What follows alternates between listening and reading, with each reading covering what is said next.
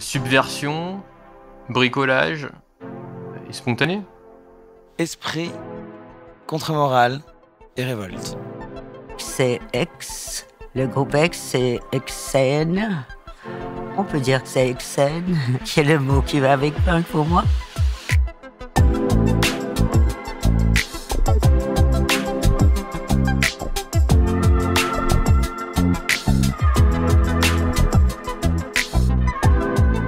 Pourquoi les jeans troués survivent-ils à la mode saison après saison? Comment la veste en cuir s'est-elle imposée dans nos vestiaires? Qu'est-ce qui nous plaît dans les looks patchwork, déstructurés? Quiet luxury, Y2K, punk, queer ou encore sportswear. Dans Catwalk Calling, designers, journalistes, chercheurs ou figures emblématiques du monde de la mode reviennent sur les défilés cultes de la Paris Fashion Week. Pour nous, ils décryptent les grandes tendances des podiums et ce qu'elles disent de notre société. Je suis Jeanne Balibar, bienvenue dans Catwalk Calling, un podcast proposé par la Fédération de la haute couture et de la mode.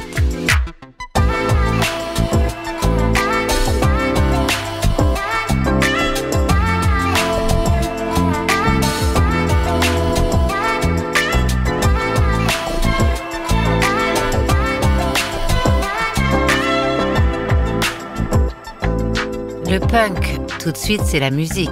Les années 70, les Sex Pistols, les Ramones, les Stooges. C'est le bruit et la fureur des slogans forts comme No Future. C'est la provocation comme avec le mot punk, autrement dit bon à rien en anglais. Mais le punk, c'est aussi toute une esthétique vestimentaire très spécifique, entre déchirures et crêtes iroquoises, qui n'a de cesse d'inspirer la mode décennie après décennie. On dit de cette tendance qu'elle est spontanée, joyeuse ou encore subversive. Mais qu'est-ce qui constitue exactement la mode punk? Et de quelle manière continue-t-elle à vivre aujourd'hui, 50 ans après le début du mouvement? Dans cet épisode, Adrian Camarti, chercheur et enseignant en histoire de la mode, Victor Veinsanto, designer et fondateur de la maison éponyme, et Michèle Lamy, créatrice pluridisciplinaire, analyse pour nous les évolutions de la mode punk au fil des années.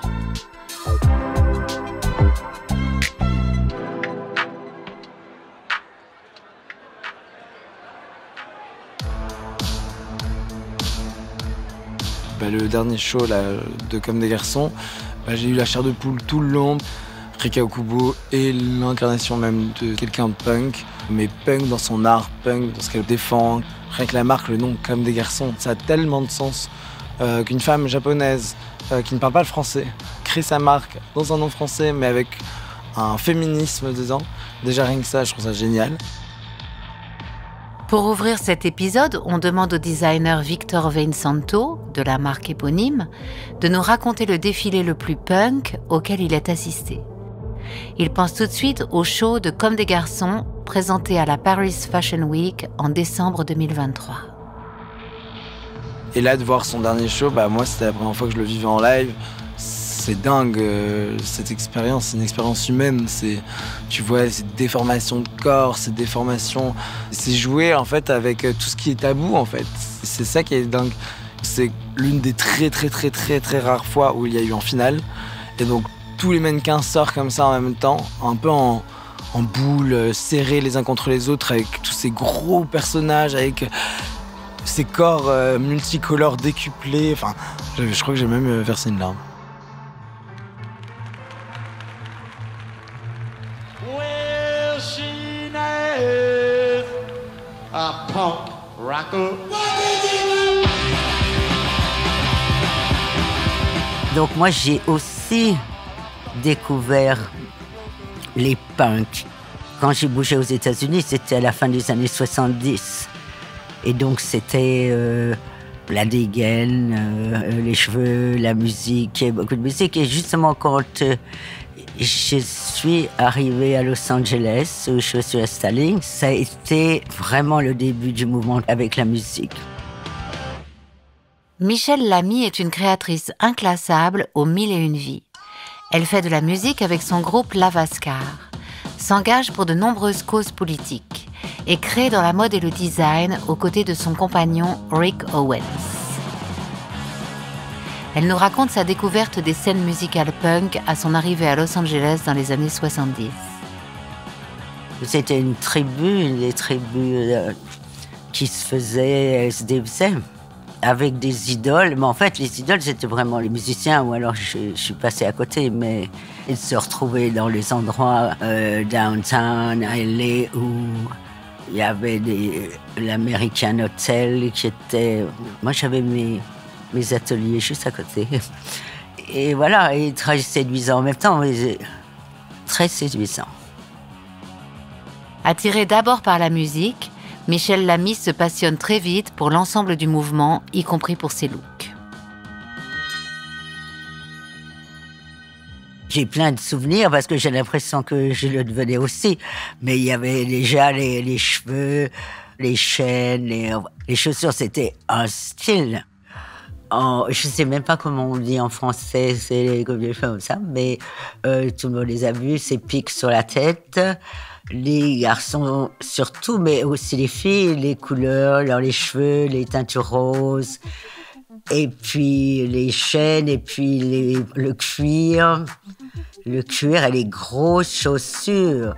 Bien sûr, on voit le noir, et on voit noir et blanc, et on voit seulement des couleurs dans les cheveux. Souvent, on va associer les épingles, tout ce qui est le tartan aussi, les éléments qui vont être déchirés, mais volontairement déchirés. C'est un peu des petites connotations comme ça qui vont très vite apparaître parce que on a eu l'habitude de le voir, mais en réalité, ça va bien au-delà de ça. En France, on a une iconographie où on voit des cordes, des sortes de cordes pendues par exemple, l'épingle à nourrice qu'on connaît tous, lame de rasoir, parfois on a des échantillons médicaux, donc des tubes de laboratoire, on va avoir des chaînes de vélo. Adrian Camarty, chercheur et enseignant en histoire de la mode. Ensuite, on a souvent des matériaux artificiels.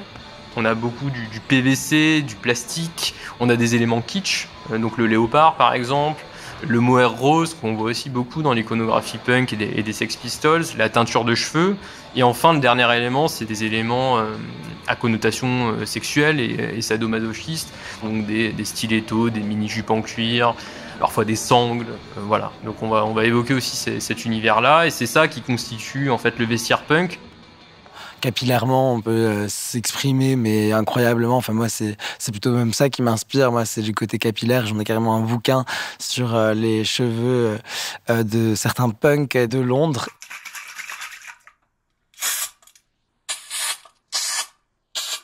Pour Adrian Camarty, cette histoire de coupe de cheveux est loin d'être anecdotique. Elle s'inscrit dans une démarche esthétique beaucoup plus vaste. On a aussi l'idée d'intervention personnelle. Il s'agit aussi pour le porteur d'interagir avec son vêtement, donc d'écrire dessus, de faire des éclaboussures, de le déchirer. Souvent on dit punk à chien, et ben c'est ça, c'est le mec à la crête qui monte jusqu'à 20 cm, verte fluo, avec la copine à côté qui a moitié du crâne rose, l'autre violet, qui a un mulet énorme, des pattes, juste les pattes, alors que le crâne il est rasé. Enfin, c'est des petits trucs comme ça. Après ça peut être vraiment n'importe quoi, et c'est ça qui est assez cool, c'est que c'est complètement libre, et moi je m'y retrouve là-dedans. C'est vrai que j'ai toujours amusé beaucoup capillairement avec mes cheveux, à faire plein de couleurs, plein de motifs. C'est grandement inspiré justement de la plupart des coupes punk. Les cheveux sont un moyen simple et direct pour les punks de provoquer. On retrouve cette caractéristique dans la manière dont Adrian Camarty décrit une pièce emblématique issue des boutiques des créateurs londoniens Westwood et McLaren. Ils sont souvent considérés comme les inventeurs de la mode punk.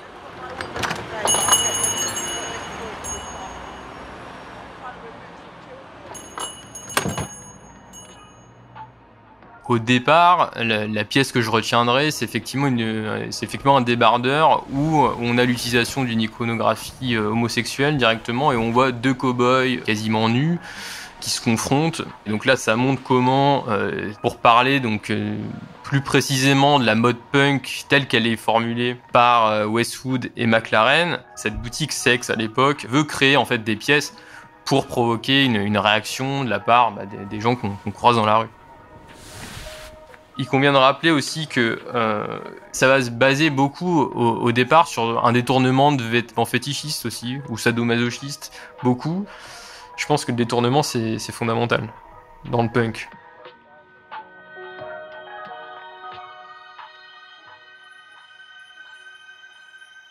Le détournement irrigue la mode punk de Westwood et McLaren. Tout comme les créations de Victor Veinsanto, dont le travail est souvent qualifié par la presse de punk, même si le créateur ne revendique pas cette étiquette.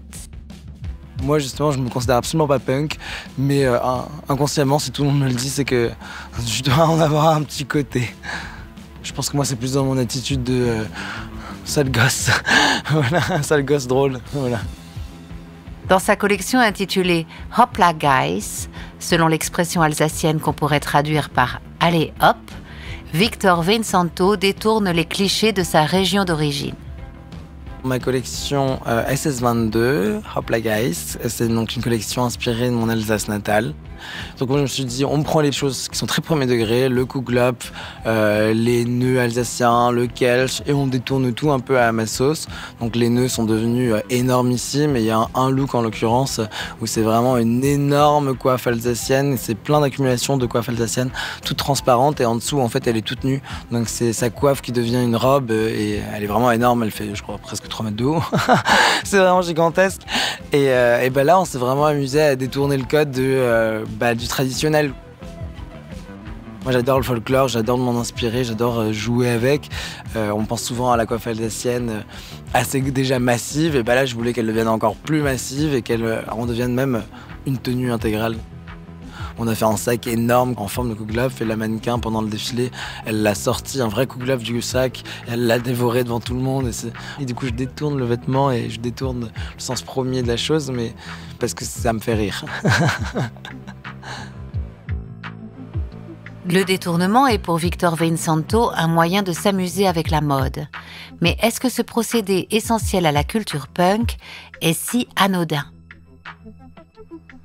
McLaren et Jamie Reid, l'un de ses collaborateurs, sont des fervents lecteurs de Guy Debord et donc d'un mouvement artistique de l'après-guerre, fin 50, début 60, qui s'appelle l'Internationale situationniste et qui a théorisé beaucoup le détournement et qui a beaucoup procédé par détournement. C'est-à-dire que la manière de critiquer la société marchande, c'était de la détourner.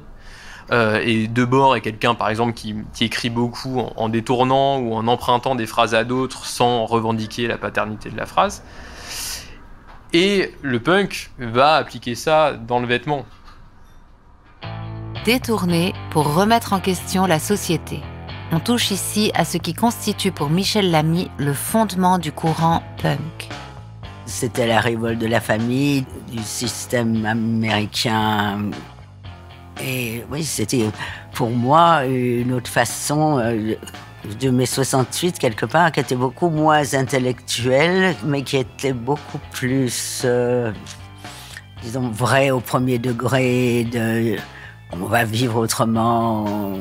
Et c'était une révolte. Et moi, j'étais un peu partie de France à cause du sombrage après mai 68, auquel j'avais beaucoup cru. Et que j'ai l'impression de retrouver là-bas d'une autre façon. Ce qui est intéressant dans le punk, c'est que c'est un positionnement politique qui est fondé sur la négation de tout. Donc en fait, c'est un positionnement politique, j'ai l'impression, qui était fondé sur un vide total politique. Mouvement d'opposition à une société, mais sans proposition politique concrète, il est difficile de cerner la racine idéologique du punk. C'est peut-être pour cela qu'on peut considérer le punk avant tout comme un état d'esprit. Pour moi, le punk, c'est un esprit. C'est pas forcément un style, c'est pas forcément que du vestimentaire ou de l'esthétisme. C'est vraiment plutôt un mood, une attitude, une révolte. quelqu'un de punk, c'est dans la tête que ça se passe. Une Inès de la Fressange, elle est punk, alors que je sais qu'elle a jamais eu une tête de punk à chien. Pourtant, quand elle arrive avec ses cheveux courts à l'époque où c'est pas du tout la mode, ouais, c'était quand même Je pense que finalement, moi, j'assimile souvent le mot punk à des minorités, et donc souvent à des femmes ou à des personnes qui ont justement plus de mal à se faire entendre. Et donc là, on est forcément punk, même une Simone Veil l'est. Ce mood punk, on le retrouve aussi dans la façon dont Michel Lamy parle des Fecal Matter, un duo de créateurs pluridisciplinaires ayant défilé lors du show de Rick Owens à la Paris Fashion Week de janvier 2024. Il y a quelques punks, et on en a justement qui étaient dans le show de Rick, qui sont en même temps très inclus dans ce qu'ils veulent faire au milieu de notre société, mais qui ne changeront pas leur façon d'être et leur façon. Il y a une création, mais c'est aussi la façon d'être et de la façon de le porter. Donc, si vous voulez, pour moi, il y avait la caricature un peu de punk jeune commençant, et puis ensuite, il y a toujours eu des gars qui se sont développés d'une façon, je dirais pas plus sophistiquée, mais plus personnelle, et qui continuent avec, en séduisant le système, disons, au lieu de s'y mettre. Séduire le système tout en restant en marge. Ne serait-ce pas complètement contradictoire à l'esprit du punk?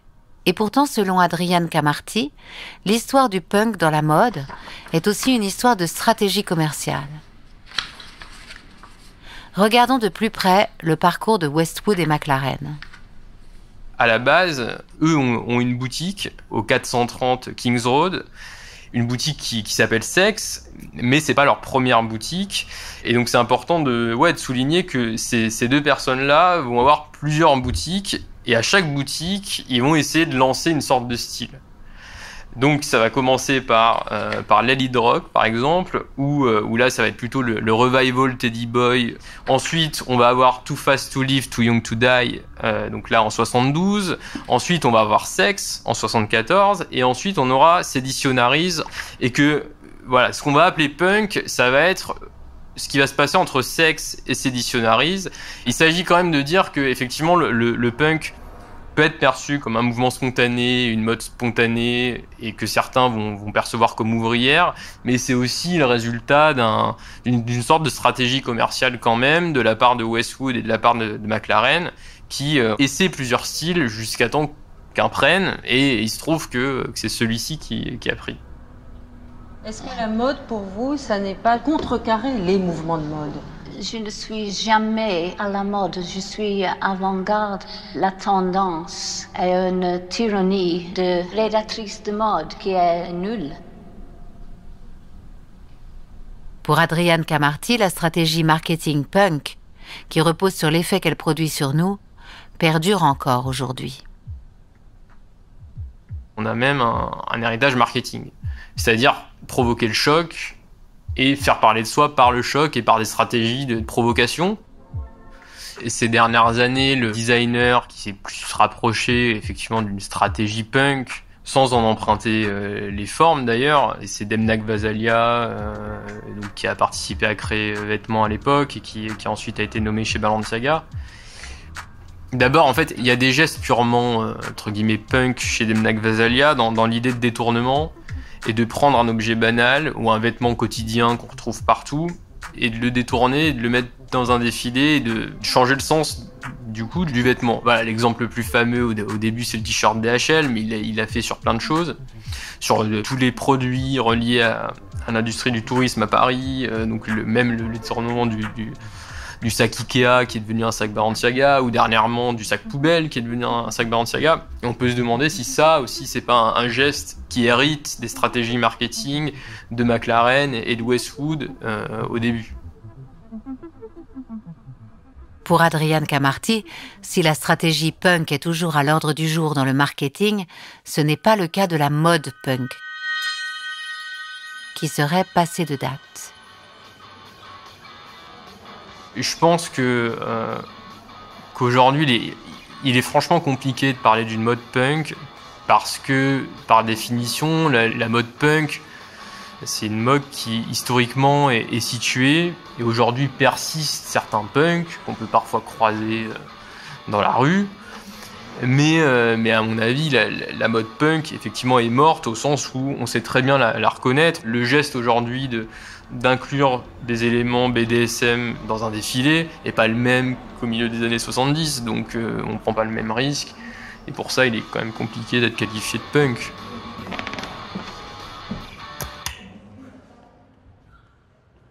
Dans sa collection Spring-Summer 2023, intitulée Common Love, Victor Vincenzo a justement fait défiler la créatrice Michaela Stark dans un look inspiré des imaginaires BDSM. Michaela, elle prône la nudité, elle prône son corps, jouer avec ses bourrelets, jouer avec ce qu'on a comme arme, notre corps en fait. Moi, elle m'inspire énormément. Et donc elle, je la voyais nue. Je voulais juste que ce soit ses cheveux qui la recouvrent. Et en fait, elle se ligote toujours avec des cordes, etc. Son corps, et je voulais que ce soit ses propres cheveux. Donc là, en l'occurrence, c'est des faux cheveux, bien sûr, mais qui la ligotent tout le corps. Et donc, elle est quasiment toute nue.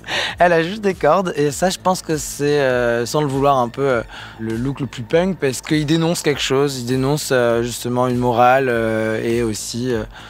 ce qui se passe sur les runways, on parle des corps, on parle de la diversité. Donc moi, ça m'a parlé de faire ça. On ne peut pas considérer que c'est le plus beau look, au contraire, c'est pas de la haute couture, il n'y a pas de broderie ni rien. Mais moralement, en tout cas, il était fort à mes yeux. Et on est même passé dans le Daily Mail en se disant « risky business ». Si le look de Michaela Stark dénonce les diktats imposés au corps féminin, il n'a pas pour autant provoqué un vrai scandale.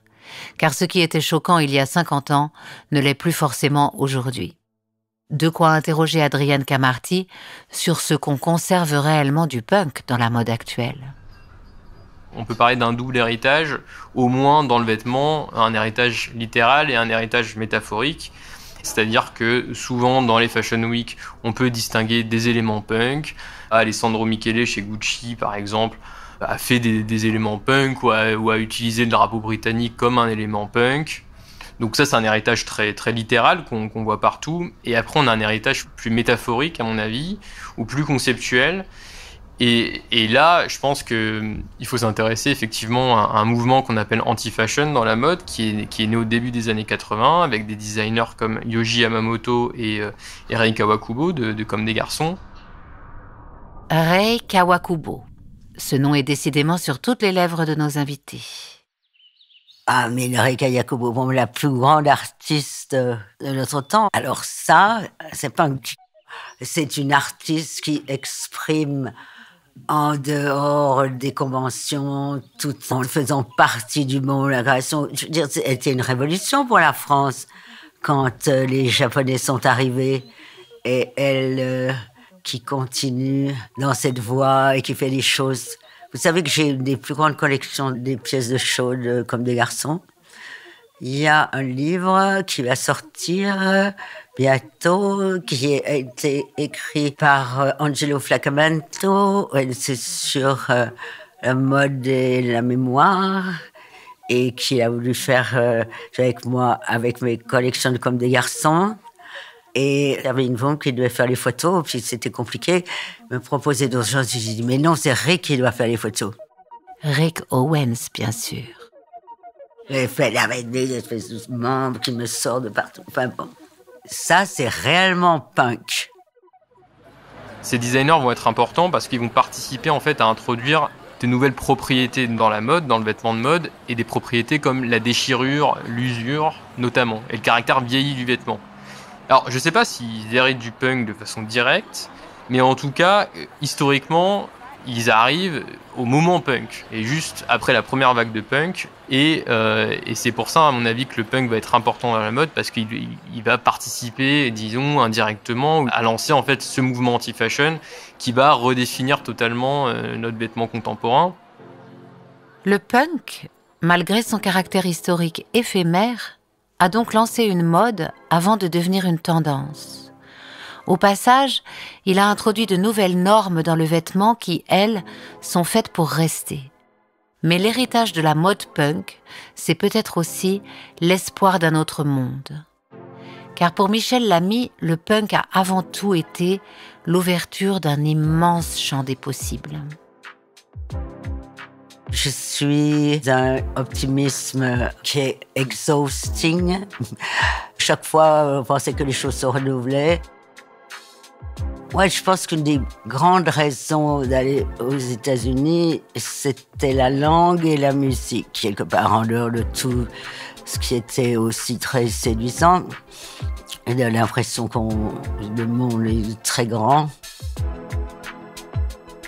C'était surtout une question ressentie, et voir ce qui s'est passé. C'est pas d'espoir de voir tous ces jeunes qui pouvaient avoir l'air de traîner dans les rues ou qui ne voulaient pas s'inscrire dans la société, suivre un courant dire normal. Mais en même temps, pour moi, c'était beaucoup d'espoir.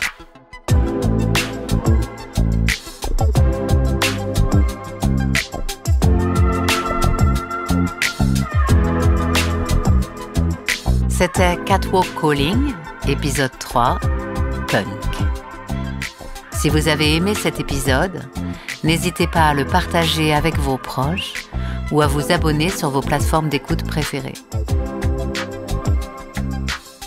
Ce podcast est une création de la Fédération de la haute couture et de la mode, produit par l'Acme Productions, préparé, tourné et écrit par Lola Berthet, réalisé et mis en musique par Thomas Rosès, avec la voix de Jeanne Balibar.